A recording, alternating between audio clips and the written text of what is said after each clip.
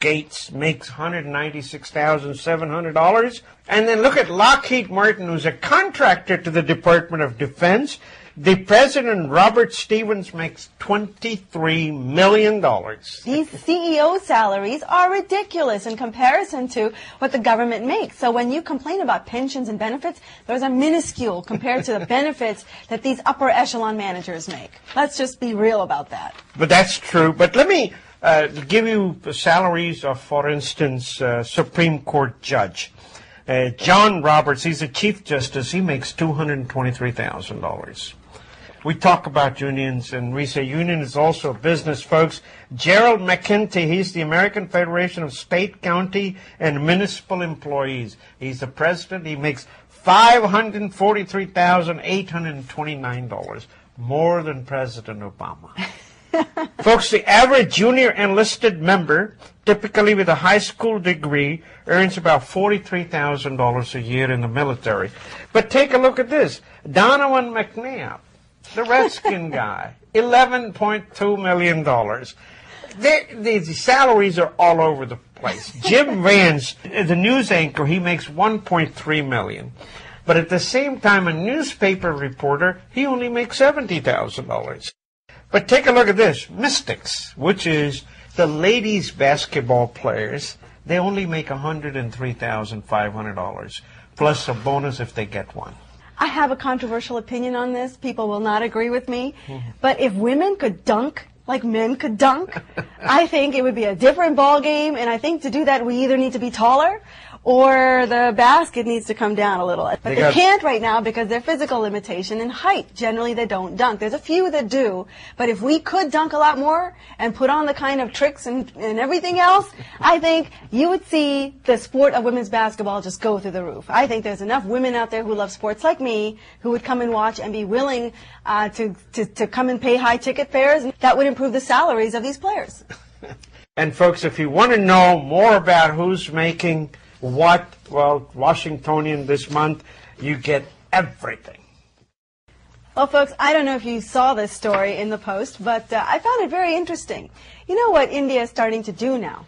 They're starting to import workers from China to help them build their infrastructure. This was a pretty impressive story. Chinese workers fuel India's staggering infrastructure boom. You know, for years we've complained about the state of the infrastructure and the fact that our roads and bridges and those things are really suffering, even though India has had an IT boom. And we've really come a long way as far as salaries and so forth. The fact is, India may be an IT superpower, producing thousands of doctors, lawyers, and MBAs every year, but the biggest gap is in the availability of skilled electricians, carpenters, welders, mechanics, and masons who can build mega infrastructure projects. India has a reason it hasn't really gone there. Is, you know, folks, early on in the construction crew, there never used to be Brahmins. They were called untouchables. So consequently, no one invested time and money and effort to train them. There used to be karigars and artists of the olden days, but all they did was live in jhuparis and make very meager sums of money. So it never really caught on. They had the engineering. They do, which is the irony here, right? But I think this is a good positive step for India to take, having recognized that that labor does not exist within India, to go next door, and consequently there is some knowledge sharing going on, and the Chinese are showing the Indians how to do basic welding and how to do these large-scale construction projects. I think this is a new kind of teamwork, and it'll bode well for both countries. In the olden days, folks, all the kids used to sleep with their favorite toys, you know. But today, 78% of kids between the ages of 12 and 13 sleep with their own cell phone. They don't have dolls. They don't have the toys that we all used to have. And that figure rises to 86% among teens that are 14 years and older. It's those late-night text messages coming through. That's what that is.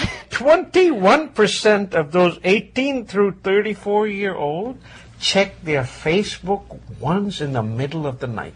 You know, it's highly addictive. It really is. I think the penalty for having these new kinds of phones is that being so connected, every couple minutes, if you don't, check to see what's going on in the world, you feel like you're out of touch. But it is addicting, and I think ultimately it's probably not good because people aren't sleeping well anymore, right? I mean, it's just amazing. No more teddy bears, no more dolls, cell technology. phones, and Facebook. Well, speaking of technology, folks, hold on to your hats. When I saw this, I just couldn't believe it. For years, our remote control has looked pretty much the same. It has these buttons on it, right? And every time you buy a new electronic gadget, it comes with its own remote, so you end up with a pile of remotes. Well, folks, that is going to change very soon with a new kind of remote that'll be coming out soon. It'll look a lot like your cell phones. In that, you will have maybe even a keypad that's included with your remote so that you can type just like you do, because your interaction with the TV will look very different in the coming years than it does today. You will actually be able to do on-demand by text typing what you're looking for. It'll almost be like being on the web through your TV. And in fact, what they're saying now is that it'll be very touch type. Just like your phones have become very touch-oriented, your remote control is going to experience the same kind of revolutionary change. But the good news is, folks, they'll be all-in-one remotes now, so you won't have a pile of 15 of them anymore. You can integrate them all into one, and hopefully that'll make your life at least a little easier. 18 to 34, they can play around with this. Anyone over 54, it's better for you to do that exercise, get off from the chair and go ahead and change the channel. So much better than working with these remotes. Folks, a few months ago, we told you about Nitin Noria. He is the dean of Harvard Business School. When he was asked, is he going to open a campus in India, he said no.